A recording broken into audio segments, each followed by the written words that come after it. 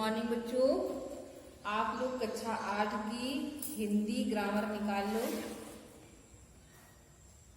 देखिए हिंदी ग्रामर का part 3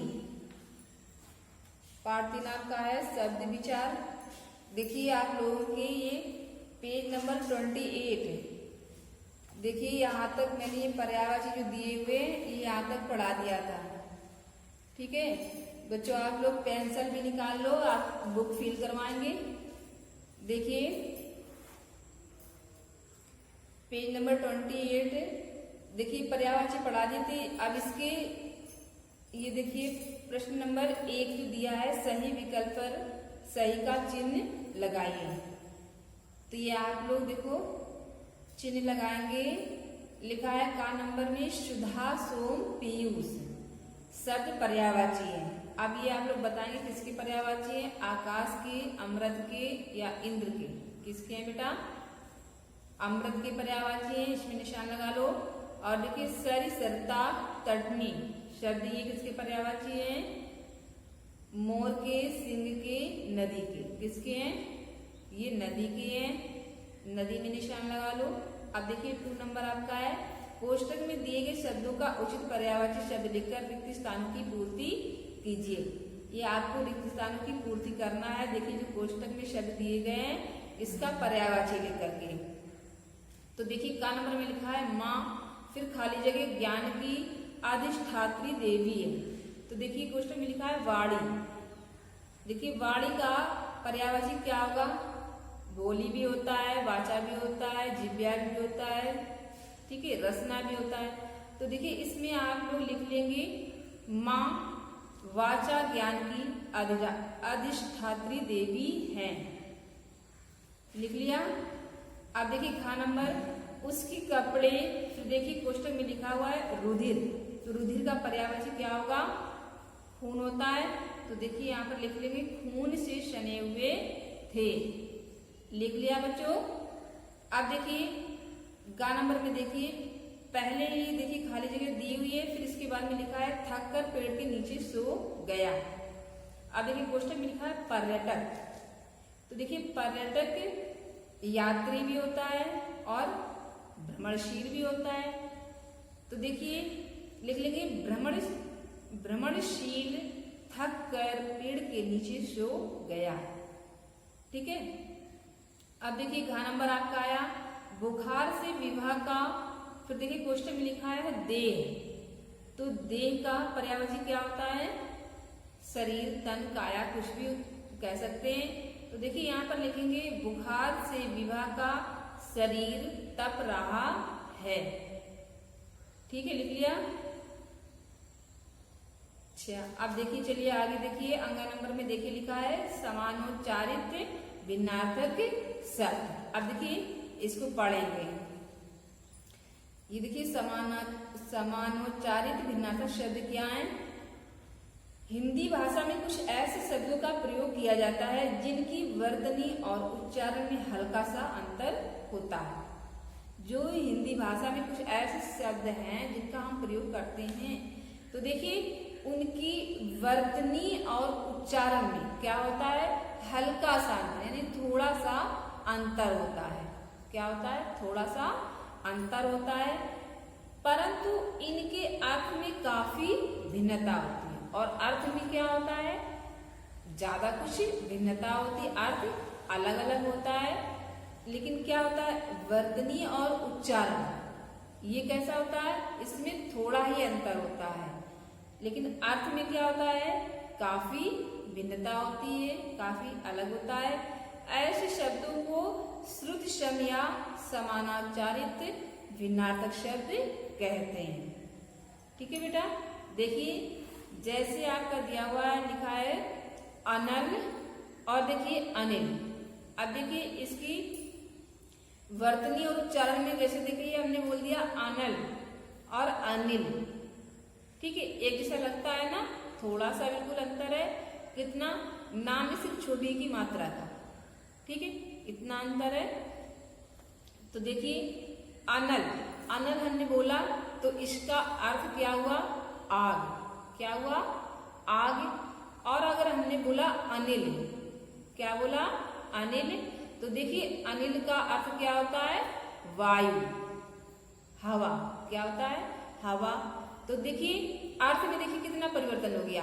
Anil means हो गया आग और अनिल मीन्स हो गया वायु। अब देखिए अर्थ बिल्कुल अलग अलग है, लेकिन जब हम वर्तनी बोली उच्चारण किया तो देखिए अनिल और अनल थोड़ा सा अंतर हुआ और अर्थ बिल्कुल अलग हो गया। देखिए उसी प्रकार से हमारा दूसरा भी है शब्द, जैसे तरणी और तरण।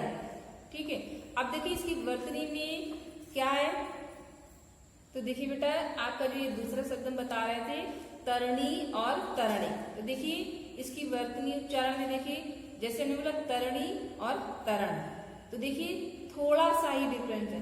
देखिए जैसे अंतर इसमें कितना है, बड़ी की मात्रा और छोटी की मात्रा।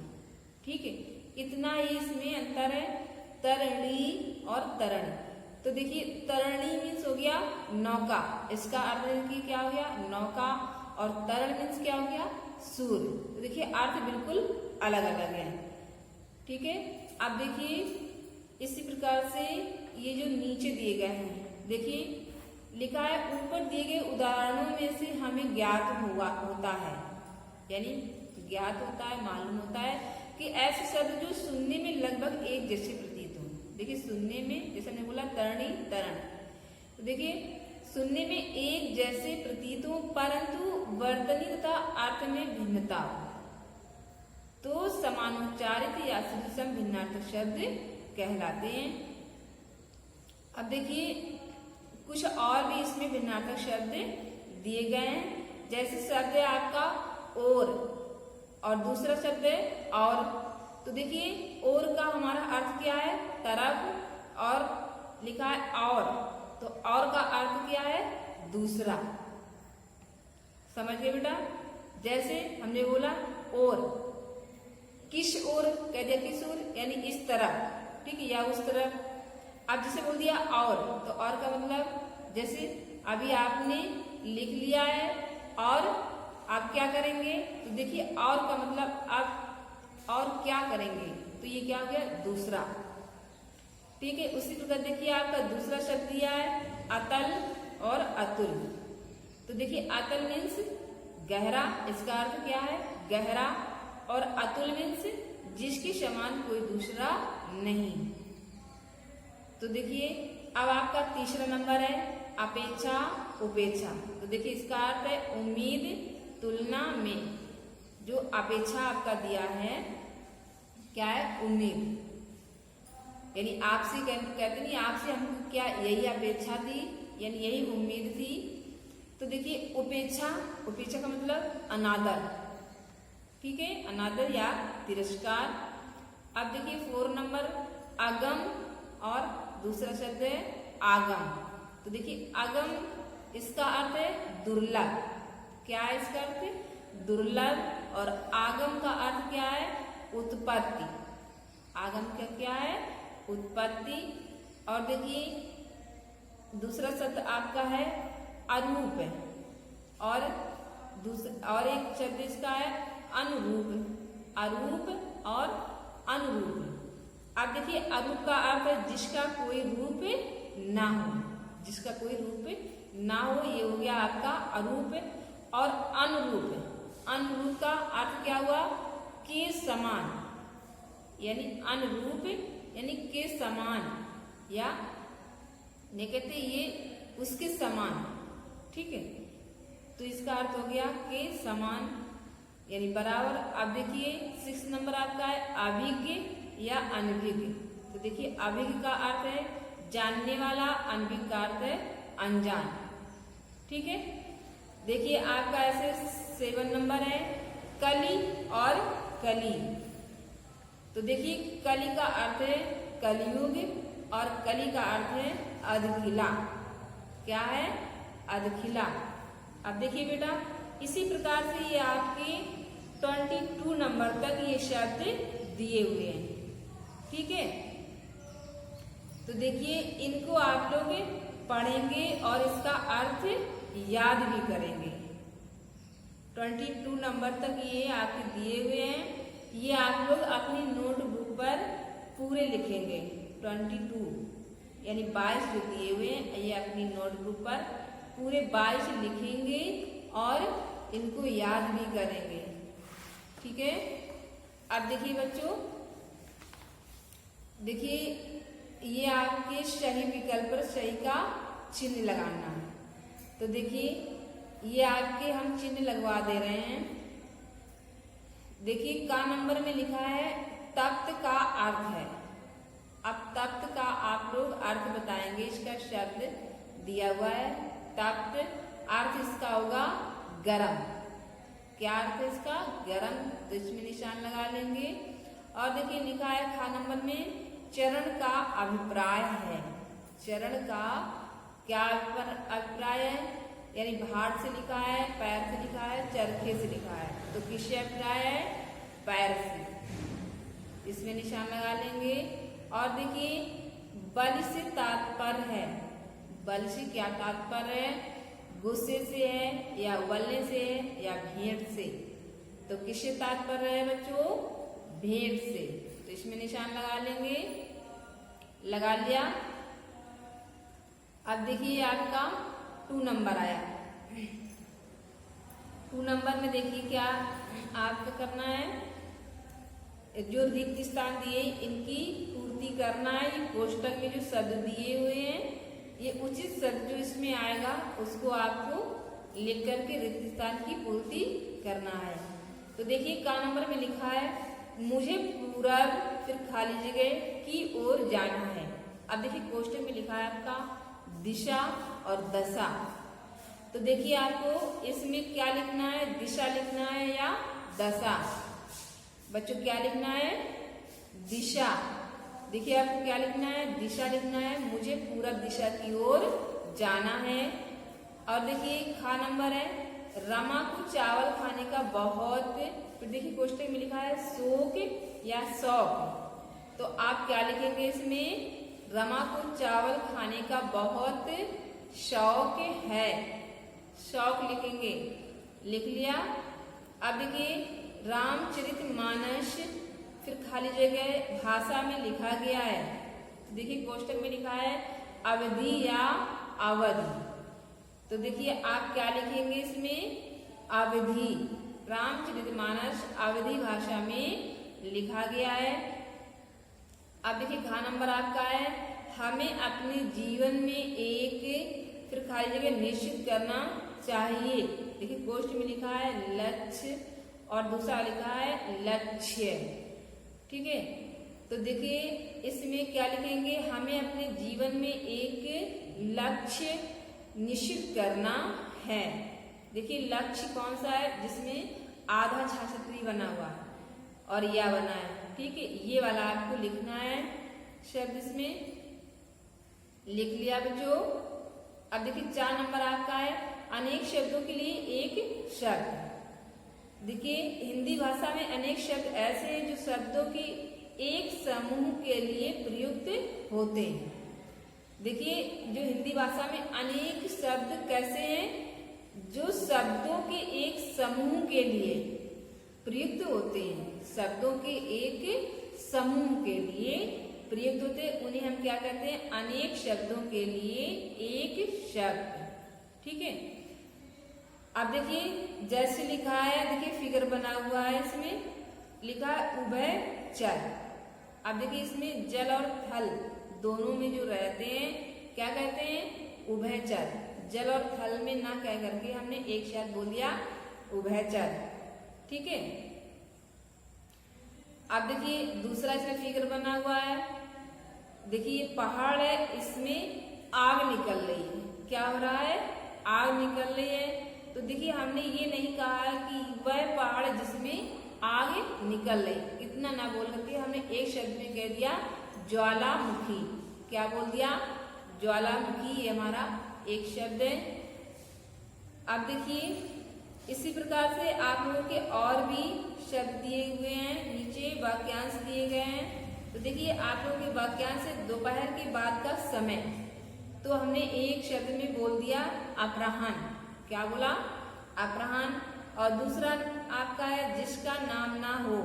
तो बोल दिया अनाम। एक शब्द में क्या बोल दिया? अनाम, जिसकी गिनती ना हो सके। तो देखिए क्या है? अगणित। देखिए इतना हमने नई वाक्य बोला जिसकी गिनती ना हो सके, तो हमने एक शब्द में केवल बोल दिया अगणित। तो समझ जाएंगे कि जिसकी गिनती ना हो सके। और देखिए जो करने योग्य ना हो तो अकरणीय। एक शब्द में क्या बोला? अकरणीय। इसी प्रकार से आपका अगला है जिसके आर पार ना देखा जा सके। तो देखिए इतना वाक्य ना बोल के हमने एक शब्द में बोल दिया अपार दर्शक। तो देखिए समझ जाएंगे, ये बोल दिया अपार दर्शक, तो इसका वाक्य क्या बन जाएगा? जिसके आर पार ना देखा जा सके। देखिए जो खाने योग्य ना हो अखाद्य। एक शब्द इसका क्या हो गया? अखाद्य। जिसका आदि ना हो अनादि। जहां पहुंचा ना जा सके अगम्य। और देखिए नाक से बोला जाने वाला अनुनासिक शब्द जो परीक्षा में उत्तीर्ण ना हो अनुत्तीर्ण। एक बार में बोल दिया अनुत्तीर्ण।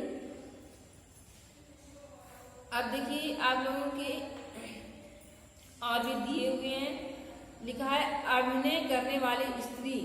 एक शब्द में बोल दिया अभिनेत्री, सहन न कर सकने योग्य, असहाय।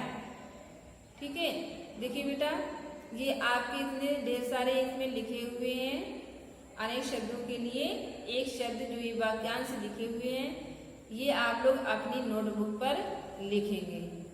ठीक है, देखिए बेटा आप लोगों का कोर्स ये देखने के लिए किसी भी दिन गौर सर आ सकते हैं, तो इसलिए आप लोग अपनी नोटबुक पर बहुत अच्छी राइटिंग में लिखेंगे। ठीक है, अब देखिए बेटा आप लोग ये नीचे जो बुक फिल करने के लिए दिया हुआ है इसको फिल करेंगे। देखिए का नंबर में लिखा है कम ज्ञान रखने वाला कहलाता है। क्या कहलाता है? अनपढ़ या अल्पज्ञ या अस्पृश्य। क्या कहलाता है? अल्पज्ञ। तो आप अल्पज्ञ में निशान लगा लेंगे। अब देखिए कम खाने वाला, कम खाने वाला है कौन? अनायास या ऊषर या अल्पाहारी। देखिए इसमें क्या, किसमें निशान लगाएंगे? अल्पाहारी एक शब्द है। अब देखिए 2 नंबर आपका है कोष्टक में लिखे वाक्यांशों से संबंधित एक शब्द भरकर के स्थान की पूर्ति करना है आपको। तो देखिए इसमें वाक्यांश जो लिखा है अभिनय करने वाली स्त्री, तो उसको क्या कहते हैं? अभिनेत्री। तो देखिए आप का नंबर में लिखेंगे यह एक अभिनेत्री है। अभिनेत्री लिखेंगे। लिख लिया बच्चों? देखिए अब खा नंबर आपका है भूल के लिए हम। अब देखिए आपका क्वेश्चन में जो लिखा हुआ है वाक्य जो क्षमा करने के लिए प्रार्थना करे। तो देखिए जो क्षमा करने के लिए प्रार्थना करे एक शब्द में क्या लिखेंगे? क्षमा प्रार्थी। क्या लिखेंगे? क्षमा प्रार्थी। तो देखिए इसमें खा नंबर में आप लोग लिखेंगे क्षमा प्रार्थी। लिख लिया बच्चों? अब देखिए का नंबर आपका है ईश्वर, फिर खाली जगह आपकी है। देखिए कोष्टक में लिखा है वाक्यांश जिसका आकार ना हो, तो क्या लिखेंगे इस शब्द में? निराकार। तो गा नंबर में आप क्या लिखेंगे? निराकार। लिख लिया? अब देखिए घा नंबर है यह मेरा, फिर कोष्टक में दिया हुआ वाक्यांश गोद लिया हुआ पुत्र। तो गोद लिया हुआ पुत्र एक शब्द में क्या लिखेंगे? दत्तक। क्या लिखेंगे? दत्तक। तो इसमें लिख लेंगे घा नंबर में यह मेरा दत्तक पुत्र है। ठीक है, अब देखिए आपका 6 नंबर है एकार्थक प्रतीत होने वाले शब्द। ठीक है बेटा, अब देखिए एक अर्थ प्रतीत होने वाले शब्द हिंदी भाषा में कुछ ऐसे शब्द भी प्रयोग में आते हैं जिनको ऊपर से देखने पर अर्थ में कोई अंतर दिखाई न देता हो, परंतु गूढ़ अर्थों पर ध्यान देने से इन शब्दों के अर्थ में सूक्ष्म अंतर होता हो, यानी छोटा थोड़ा सा अंतर होता हो, ऐसे शब्दों को एकार्थक प्रतीत होने वाले शब्द कहते हैं। एक जैसा अर्थ प्रतीत होने वाले कहते हैं। जैसे अर्पण। अब देखिए अर्पण है और आपका वाक्य छोटों द्वारा बड़ों को देना।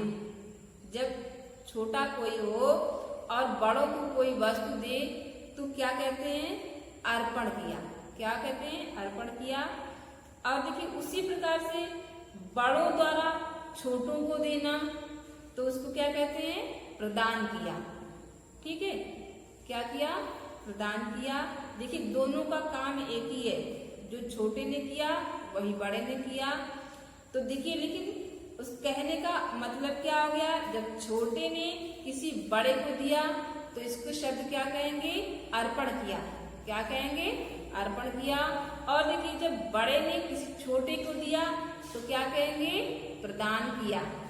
ठीक है, देखिए पिछले पृष्ठ पर दिए गए चित्रों को देखकर हम कह सकते हैं कि जो शब्द एक अर्थ वाले प्रतीत हो परंतु उनमें सूक्ष्म अर्थ भेद हो, यानी थोड़ा सा अंतर हो, एकार्थक प्रतीत होने वाले शब्द कहलाते हैं। और देखिए इसी प्रकार से और भी दिए हुए हैं शब्द आपके, जैसे लिखा है अनुरोध और प्रार्थना। ये आपका शब्द है, क्या है? अनुरोध या प्रार्थना। तो देखिए इसका अर्थ क्या है?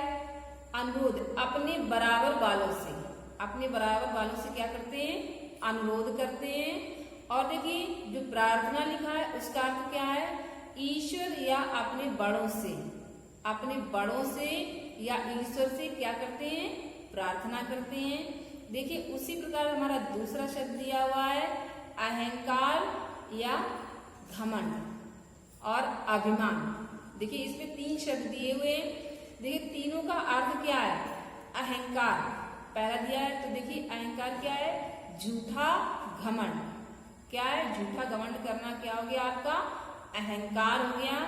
और देखिए घमंड, घमंड क्या है? अपने को बड़ा व दूसरों को छोटा समझना। अगर कोई घमंड करता है तो क्या होता है कि अपने को बड़ा समझना और दूसरों को कैसे समझना? छोटा। तो और देखिए अभिमान, अभिमान क्या है? इसका अर्थ क्या है? योग्यता होने पर अपना महत्व दिखाना। योग्यता यानी काबिलियत होने पर अपना महत्व दिखाना, ये क्या हो गया? अभिमान। अब देखिए तीसरा नंबर आपका है अलौकिक और अस्वाभाविक। देखिए अलौकिक जो इस लोक से संबंधित ना हो, जो इस लोक से संबंधित ना हो, ये क्या हो गया आपका? अलौकिक। और देखिए अस्वाभाविक, इसका अर्थ क्या है? जो मानव प्रकृति के विपरीत